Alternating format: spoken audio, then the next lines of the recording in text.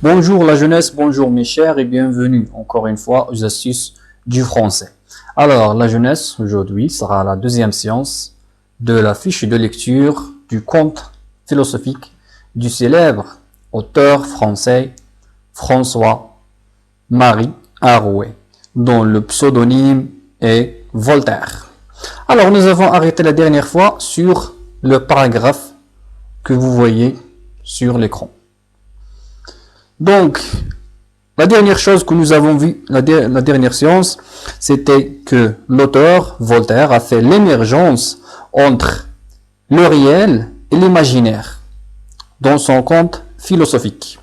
Donc, par l'imaginaire, on parle de ces aventures qui a fait l'héros, ou bien le protagoniste Candide.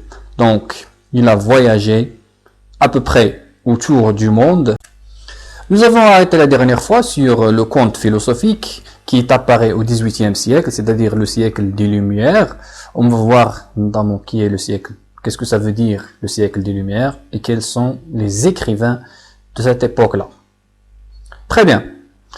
Donc, dans le conte philosophique, on trouve une émergence entre le monde fictif, c'est-à-dire imaginaire, irréel, et le monde réel.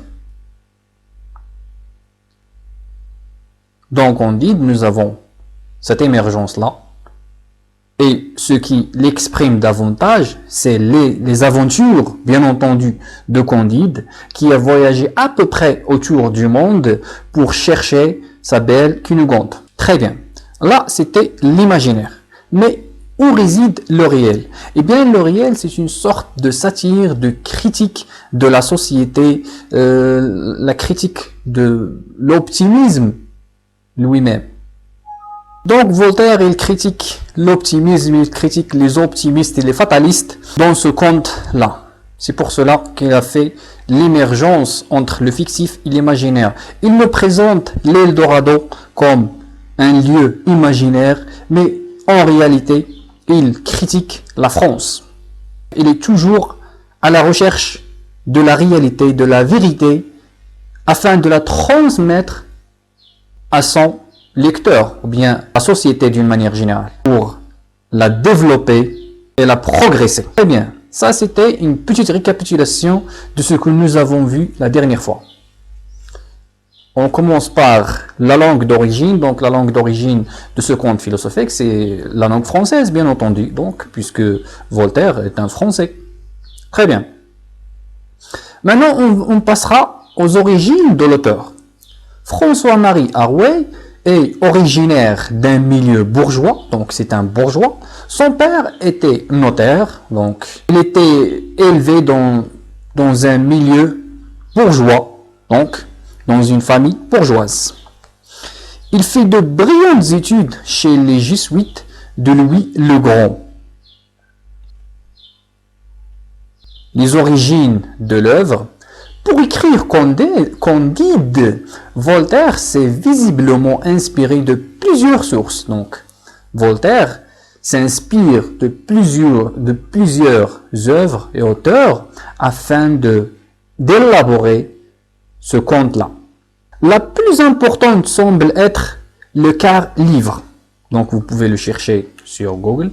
C'est un livre très intéressant de Rabelais, publié en 1552. Ce livre raconte le voyage maritime de Pantagruel, c'est le personnage principal de ce livre-là, et ses amis,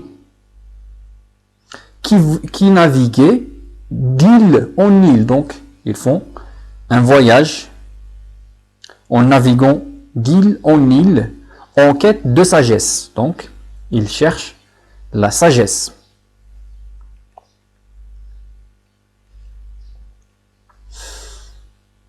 Dans ce livre, Rabelais s'attaque aux superstitions et aux dérivés de l'Église. Il défend aussi la liberté de l'esprit. Alors, est-ce que vous pouvez rappeler ou remarquer quelque chose à partir de ce que nous avions vu en ce moment-là? Eh bien, la remarque et l'observation sont les suivantes. Les thèmes abordés par Rabelais, à savoir son attaque à la superstition, aux dérivés de l'Église et sa défense à la liberté de l'esprit, sont les mêmes thèmes que Voltaire aborde, bien entendu, dans son conte Candide. Donc, il s'attaque aussi à l'Église, au système de l'Église. Il critique la superstition lorsqu'il nous présente deux histoires, ou bien plus que deux histoires, des dizaines d'histoires, bien entendu, dont le célèbre exemple, c'est l'histoire de la vieille, qui était la fille d'un empereur, et à cause de la guerre, ici Voltaire critique la guerre et la superstition en même temps, et l'esclavage. Les trois thèmes dans une seule histoire. Donc, la vieille, à cause de la guerre, elle va perdre toute sa famille, sa fortune. Donc, ils deviennent, entre un jour et une nuit, une esclave. Une femme esclave, donc, il se prostitue. C'est ce que veut Voltaire critiquer. Il veut faire passer ce message à son lecteur qu'il faut lutter contre la guerre et l'esclavage. Très bien. Alors on passe à la liberté de l'esprit. La liberté de l'esprit, donc, c'est une philosophie. La liberté de l'esprit, c'est une philosophie. Vous pouvez chercher sur Google la philosophie de la liberté de l'esprit et vous allez savoir de quoi s'agit-il. Mais ici, c'est très simple. C'est-à-dire que chaque individu a le droit de choisir ce qu'il veut, de faire son propre choix, de lire le livre qu'il veut, d'apprendre la culture qu'il veut, bien la langue qu'il veut. Mais à l'époque, l'Église réunit tout. En fait, il n'y avait pas même assez de livres dans les bibliothèques. Tout cela, toute la culture, l'enseignement et l'apprentissage se fait dans l'Église. Donc, c'est le prêtre qui leur donne des renseignements et ils n'ont pas le droit de toucher le livre en guise de la sacralité de ce livre-là. Donc, à l'époque, l'apprentissage était une chose sacrée, que personne n'a le droit de lire ni d'écrire que les hommes de la religion, les hommes de l'Église. Très bien. Ces thèmes sont repris dans Candide. Donc là, c'est une petite synthèse. Ainsi, on y trouve, voilà, le voyage de Candide autour du monde, la guerre, la vie misérable de Paquette et Cunégonde. Ce sont les exemples que Voltaire a présentés pour critiquer l'esclavage et la superstition. L'histoire de la vieille et finalement l'Eldorado. Très bien. Les ingrédients de l'œuvre. Là, on passe aux ingrédients. Le contexte, l'époque et les événements politiques. Le cadre, c'est l'espace ou le lieu dans lequel se déroule l'histoire. Les personnages, les acteurs principaux de l'œuvre. Donc, ces trois ingrédients-là, nous allons les traiter l'un par un. Commençons par le premier, le contexte. Donc, dans le contexte, il faut préciser les événements essentiels, de quoi parle cette œuvre-là. Quels sont ces événements les plus intéressants? Deux grandes catastrophes. Donc, On commence par deux grandes catastrophes viennent de se produire. Le tremblement de terre de Lichbonne de 1755 et la guerre de 7 ans, dont les atrocités ont marqué Voltaire, qui ne peut plus croire en providence divine ainsi que la bonté du monde.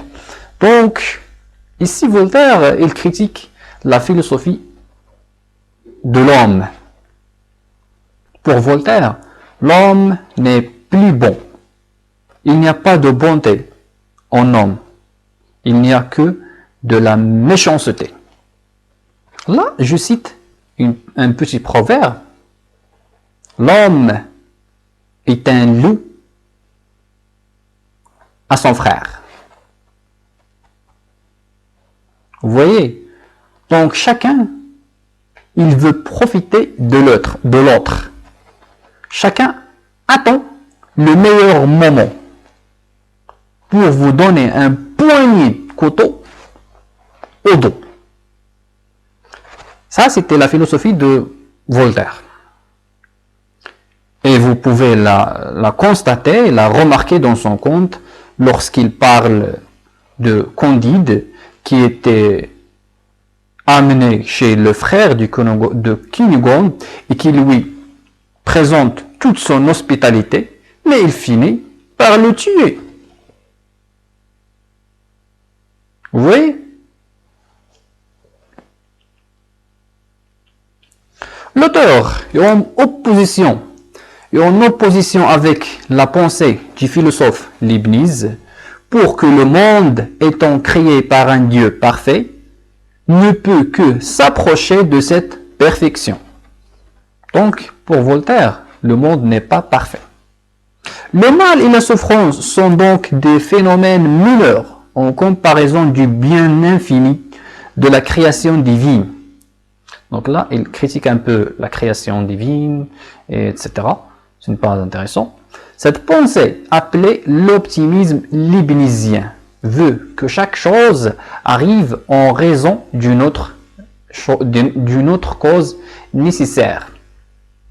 Là, Voltaire critique l'optimisme leibnizien, puisque Leibniz a une philosophie de l'optimisme, de la fatalité, du fatalisme. Dans le conte de Voltaire, nous avons le grand philosophe Pangloss. Mais est-ce Pangloss est un philosophe? Non, ce n'est pas un philosophe. On peut dire que Voltaire, il critique Leibniz à l'image de Pangloss, du personnage de Pangloss. Puisque Pangloss, à chaque fois qu'il prononce un mot, il dit quelque chose de philosophie. Très bien. Là, je veux citer une petite citation de Denis Diderot qui a à la critique de la même pensée, à savoir l'optimisme et le fatalisme. Le personnage de Denis Diderot dit « Tout ce qui nous arrive du bien ou du mal ici-bas était écrit là-haut. » Vous voyez, c'est la fatalité, le fatalisme. Donc, c'est ce que veut dire chaque chose arrive en raison d'une cause nécessaire. Très bien. Voltaire reproche à ses idées de pousser l'homme au fatalisme, vous voyez, et en réaction à cet optimisme qu'il juge idiot. Il juge le fatalisme et l'optimisme d'être des idiots. Donc, il préfère promouvoir une vision pragmatique du monde et de l'homme. Il a foi en nature de l'homme, qu'il juge seul capable par ses efforts de faire quoi? D'améliorer le monde et la condition humaine. Donc, l'homme est lui-même, et il n'y a personne que lui qui puisse améliorer, développer la condition humaine. Très bien. Alors maintenant, nous allons voir ce mouvement dans lequel est écrite cette œuvre-là de Candide. C'est le siècle des Lumières. Les Lumières est l'expression qu'on utilise pour définir le XVIIIe siècle. Lors de cette période, les philosophes dont on cite Voltaire, donc Voltaire c'est un philosophe de Lumière, et les intellectuels échangent leurs idées et leurs connaissances afin de contribuer au progrès de la science. Ils veulent ainsi s'opposer à l'obscurantisme causé par les autorités religieuses et politiques de l'époque. Donc là, il y a des mots qui sont très intéressants, comme celui-là, les Lumières. Vous voyez, les Lumières. Il est toujours en majuscule, puisque si vous écrivez les Lumières en minuscule, c'est-à-dire le pluriel d'une lumière, les lumières, l'éclairage. Mais ici, les Lumières, c'est-à-dire le fait de ressortir la pensée humaine de l'obscurantisme, de l'ignorance à la science, à la lumière. C'est pour cela qu'ils les appellent les Lumières. C'est comme une lueur qu'on observe en plein de nuit. Ça est comme le lever du soleil. Il y avait de l'obscurantisme et aussitôt une lumière et une lueur arrivent. C'est les Lumières. Dans cette période, donc, les philosophes de Lumière, dont on cite M. Marie-François Arouet, dont le pseudonyme est Voltaire, et quelques autres intellectuels, en échangeant leurs idées et leurs connaissances, ils veulent contribuer au développement et à la progression de quoi? De la science. Donc vous pouvez comparer les Lumières à la science. Puisque comme je vous ai dit dans la dernière séance, à cette époque-là, il y avait quoi? Il y avait l'animalier et l'anarchie. Et la politique de l'Église. C'est l'Église qui réunit en toutes sortes de lois. C'est pour cela que les Lumières veulent ainsi s'opposer d'une part à l'obscurantisme, mais d'autre part au système de l'Église. C'est pour cela qu'ils considèrent que l'obscurantisme lui-même est causé par l'autorité religieuse et politique de l'Église à cette époque-là. Très bien. On passe à d'autres choses. Les philosophes les plus célèbres du XVIIIe siècle sont très nombreux. On peut citer parmi lesquels Rousseau, Voltaire, Locke, Montesquieu et Diderot, etc. Certains de ces philosophes ont élaboré des méthodes de pensée qui leur sont propres, donnant naissance à leur philosophie, la philosophie des Lumières.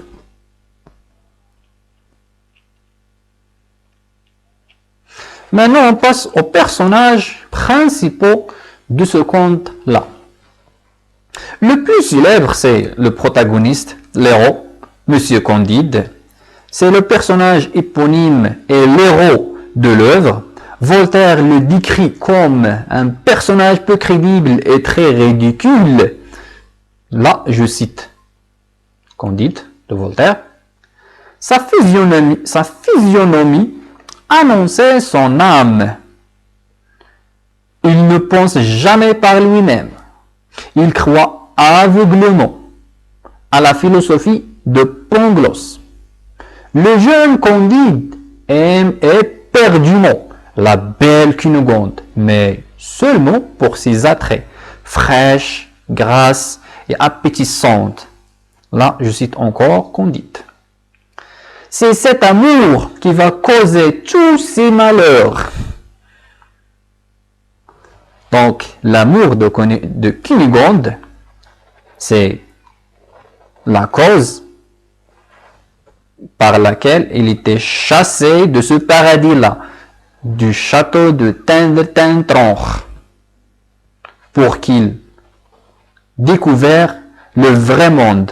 Là, on peut faire une petite analogie entre cette histoire-là et le mythe originaire d'Adam et Ève. Donc, Adam a été chassé du paradis à cause d'Ève. C'est lui qui l'a poussé à manger ce fruit illicite. D'accord? Donc là, on ferme la parenthèse. Très bien. On passe à d'autres choses.